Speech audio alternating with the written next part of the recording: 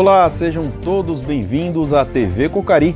Vamos juntos conferir os destaques dessa edição. Na série especial Aqui Tem Cocari, vamos conhecer o município de Rio Branco do Ivaí, no Paraná. Meteorologista fala condições do clima na área de atuação da cooperativa. Fique por dentro das principais notícias do informativo Cocari dos últimos dias.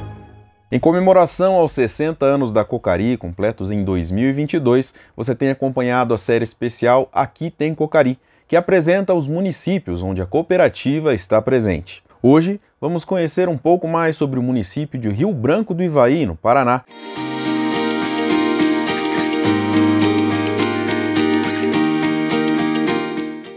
Hoje a TV Cocari veio até a cidade de Rio Branco do Ivaí, onde a cooperativa está presente desde o ano de 2003.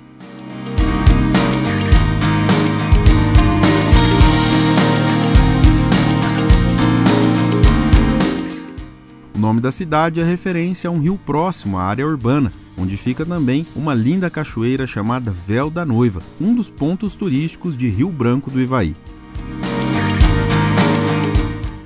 Outro local muito visitado na cidade de Rio Branco do Ivaí é a Gruta do Monge João Maria, feita em homenagem ao monge que visitou mais de 48 municípios do Paraná entre os anos de 1880 a 1960. O monge, que sempre dormia acampado na natureza, tinha vasto conhecimento sobre ervas medicinais e, por onde passava, orientava e trazia cura aos povos visitados, além de conselhos espirituais. Segundo a crença popular, assim como a fonte por ele visitada em Rio Branco do Ivaí, todas as outras em que o monge tocou nunca mais cessaram. Em Rio Branco do Ivaí, muitas pessoas visitam o local, fazem orações e deixam testemunhos de graças alcançadas através da fé. Segundo o relato de historiadores, a ocupação do local que mais tarde daria origem ao município de Rio Branco do Ivaí começou no início do século XX. Safristas e madeireiros foram os primeiros a desbravar o local, que mais tarde foi se desenvolvendo e chegando até a cidade de Rio Branco do Ivaí como ela é hoje.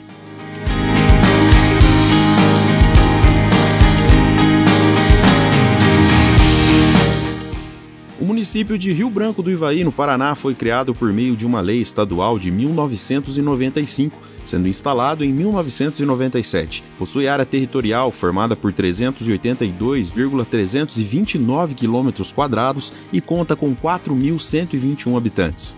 A soja ocupa a totalidade das áreas agricultáveis no verão, com 14 mil hectares. Também são cultivadas lavouras de milho, com 4.400 hectares, trigo em uma área de 5 mil hectares, aveia branca em 3 mil hectares e a cultura do tomate em 100 hectares. O rebanho de Rio Branco do Ivaí conta com 14.500 cabeças de gado, sendo 3 mil cabeças para a produção de leite e 11.500 cabeças de gado de corte.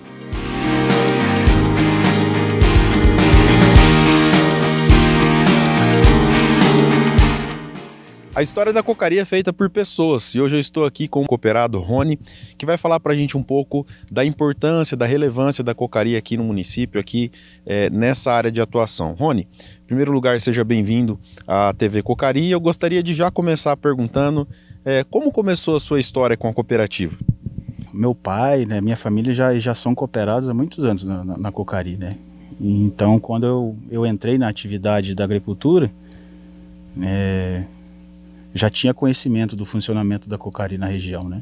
E por que você acha que essa parceria entre a sua família e a Cocari deu tão certo? É porque a cooperativa, ela atende bem aos cooperados, né? Eu mesmo estou muito contente, porque tudo que eu preciso, eu procuro eles e rapidamente eles têm me atendido. Então, vai criando um elo, né? É os dois lados, né? A gente está numa região bem afastada, né? Tudo é longe. Então a cooperativa traz uma certa comodidade, né, para a gente trabalhar no dia a dia. Que às vezes você está no meio de um trabalho, falta algum insumo, alguma coisa, a gente sabe que ali já está disponível, né? Então você fica despreocupado. E eu acho bem interessante o trabalho do DETEC. Eles são bem atenciosos, eles chegam, eles não olham a tua roça de longe, eles andam no meio da tua lavoura, né, com você, para ver os problemas, o que você está precisando. Isso aí eu tenho achado bem interessante.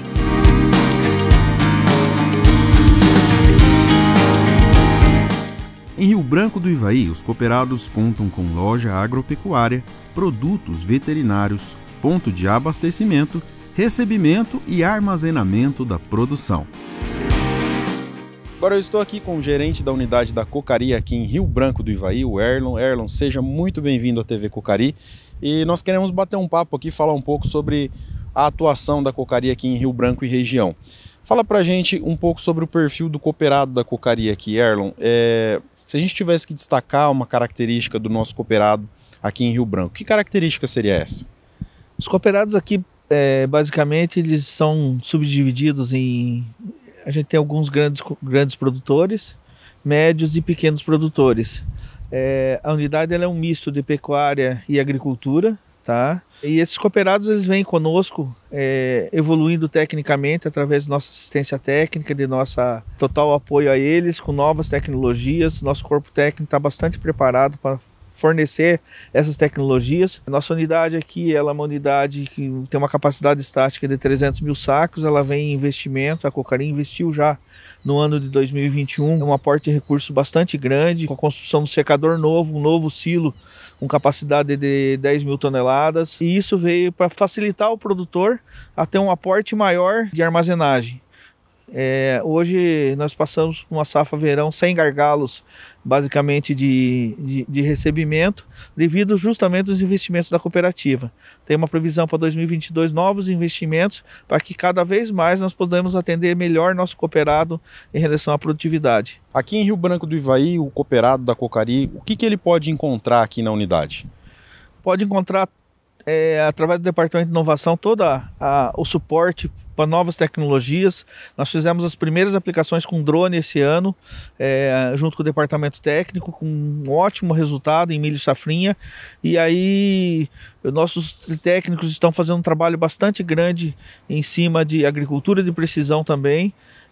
Toda a assistência técnica, desde o plantio até a colheita, um trabalho bastante intenso de nossa assistência técnica em percas de produtividade. Nosso departamento técnico esse ano monitorou todas as percas de colheita que tiveram, mostrando para o produtor em tempo hábil ainda, para ele tentar sanar o problema para diminuir as percas em colheita. Inclusive, se não me falha a memória, foi aqui de Rio Branco do Ivaí um dos produtores que teve o maior registro aí de não perder a produtividade, né? Que o programa de acompanhamento conseguiu ajudá-lo para que não perdesse tanta produtividade na hora da colheita através do PAC, não foi isso? Sim, foi aqui em Rio Branco, em Rosário também a gente teve, com a outra unidade que a gente faz a gerência. Então isso aí vem impactando bastante, então o produtor dando cada vez mais credibilidade à cooperativa perante o nosso cooperado.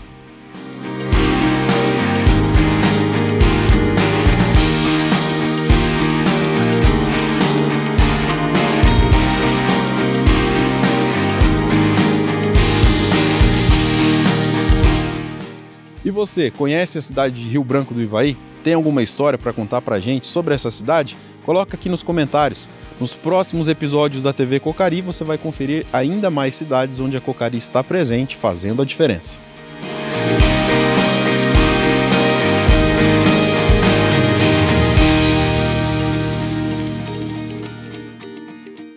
Como devem ficar as condições do clima nos próximos dias? O meteorologista da Climatempo, Celso Oliveira, comenta sobre as áreas da Cocari no Paraná e no Cerrado. Confira.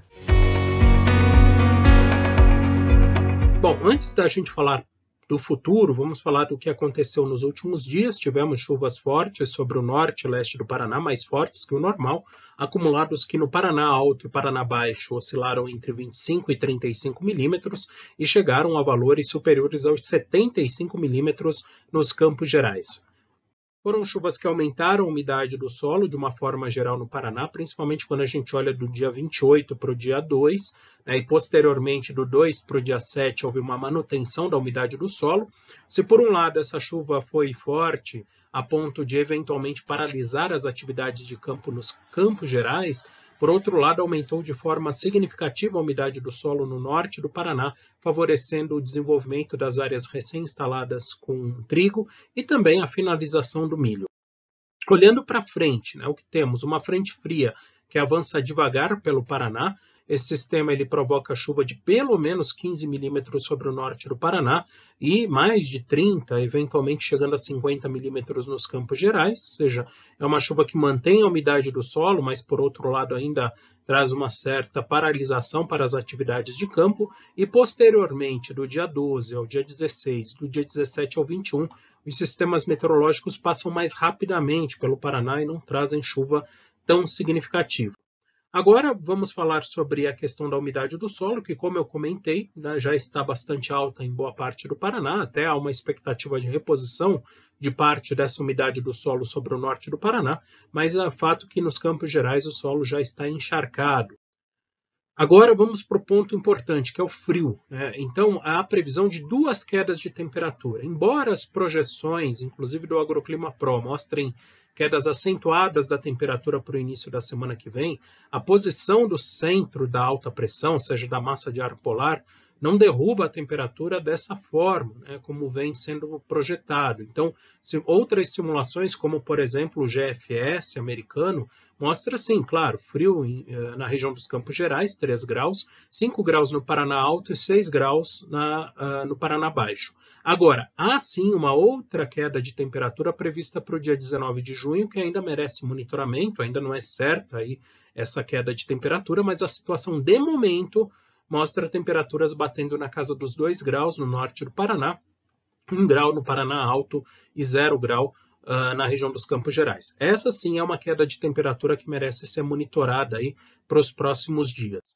Com relação às regionais, e aí olhando o agroclima, é aquilo que eu comentei, as temperaturas mais baixas estão previstas para dia 12, dia 13, mas é muito provável que a queda mais acentuada da temperatura aconteça aqui, perto do dia 20. De qualquer forma, está aqui a distribuição de chuva para os próximos dias, um curto período de tempo seco, retorno da chuva entre 17 e 18, embora seja uma chuva de mais curta duração, e esse padrão ele é observado em todas as regionais, então Paraná Alto na mesma situação, e a região dos Campos Gerais também. Importante salientar que semana que vem teremos aí o áudio, que vai já mostrar como é que vai ser esse frio, principalmente do dia 19, e aí com certeza teremos mais novidades, inclusive previsões mais confiáveis sobre essa queda mais acentuada da temperatura por volta do dia 20 de junho. Antes da gente falar de futuro, vamos falar do que aconteceu nos últimos 7 dias. Tivemos ocorrência de algumas pancadas isoladas de chuva entre o Cerrado de Minas Gerais e o norte do estado de Goiás, nada que tenha mudado o ambiente agrícola de uma forma geral, foram chuvas muito pontuais. E, claro, naturalmente a umidade do solo vem diminuindo a olhos vistos, né, no Cerrado dos 2 estados. Tanto que hoje, o maior número de queimadas observadas no Brasil acontece justamente no bioma cerrado, por conta da geada que tivemos em maio e também da estiagem que já vem acontecendo pelo menos desde o mês de março. Olhando para frente, a situação não muda muito, até a previsão de chuva, mas novamente são chuvas esporádicas, né, que atingem áreas do oeste de Minas Gerais, a região do Cerrado de Minas Gerais, algumas áreas de Goiás, até acumulados que aparecem aí na casa dos 30 milímetros no entorno do Distrito Federal, mas são chuvas pontuais, caem numa fazenda, não caem em outra, ou seja, não dá para esperar aí precipitações que mudem muito o ambiente agrícola. Com relação à umidade do solo, ela só aumenta mesmo entre o Mato Grosso do Sul e o Mato Grosso, Goiás e Minas Gerais continuam sob um solo mais seco, e com relação ao frio, né, não há previsão de queda acentuada da temperatura a ponto de trazer geadas para Minas Gerais e Goiás nos próximos 15 dias. Assim, uma previsão de grande amplitude térmica, noites e madrugadas frias e tardes de calor. Olhando as regionais, expectativa justamente dessas pancadas isoladas que atingem o Cerrado goiano, variação da temperatura, madrugadas relativamente frias, tardes de calor, e a mesma situação é observada no Cerrado de Minas Gerais. Acompanhe agora o resumo das principais notícias do informativo Cocari Digital. O Ministério da Agricultura, Pecuária e Abastecimento publicou no dia 17 de maio a resolução número 93 do Comitê Gestor Interministerial do Seguro Rural, aprovando a distribuição do orçamento do Programa de Subvenção ao Prêmio do Seguro Rural para 2022. No total, serão disponibilizados R$ 990 milhões com a finalidade de auxiliar financeiramente o produtor no momento da aquisição do seguro rural. A novidade é que a área segurada passará a ser georreferenciada a partir deste ano, com o objetivo de melhorar as informações de mapeamento e monitoramento por satélite, para cruzamento de informações com outras bases de dados. No dia 25 de maio, a Secretaria de Política Agrícola do Ministério da Agricultura, Pecuária e Abastecimento publicou no Diário Oficial da União as portarias que aprovam o zoneamento agrícola de risco climático ano safra 2022-2023 para o cultivo de primeira safra do milho e do consórcio do milho com braquiária. Seguir as recomendações do ZARC torna a lavoura menos sujeita a riscos climáticos. Além disso, os produtores podem ser beneficiados pelo Programa de Garantia da Atividade Agropecuária, o PROAGRO, e pelo Programa de Subvenção ao Prêmio do Seguro Rural, o PSR, com o desafio de entregar tecnologia e gerar maior aproximação com cooperados e clientes, gerindo informações sobre seus mais de 9.700 cooperados. A cooperativa adotou o sistema CRM Cocari. Suas funcionalidades estão distribuídas em 3 pilares básicos, que são mapeamento e mercado, agendamento de visitas pelo corpo técnico e acompanhamento da lavoura. Atualmente, a Cocari conta com mais de 130 consultores utilizando o aplicativo do CRM para acompanhar mais de 11.000 propriedades cadastradas. Assim chegamos ao final de mais essa edição da TV Cocari. Muito obrigado pela sua companhia e lembre-se de compartilhar o nosso programa em suas redes sociais. Afinal, a sua participação é fundamental. Até o próximo programa. Cocari, sempre ao lado das famílias do agro.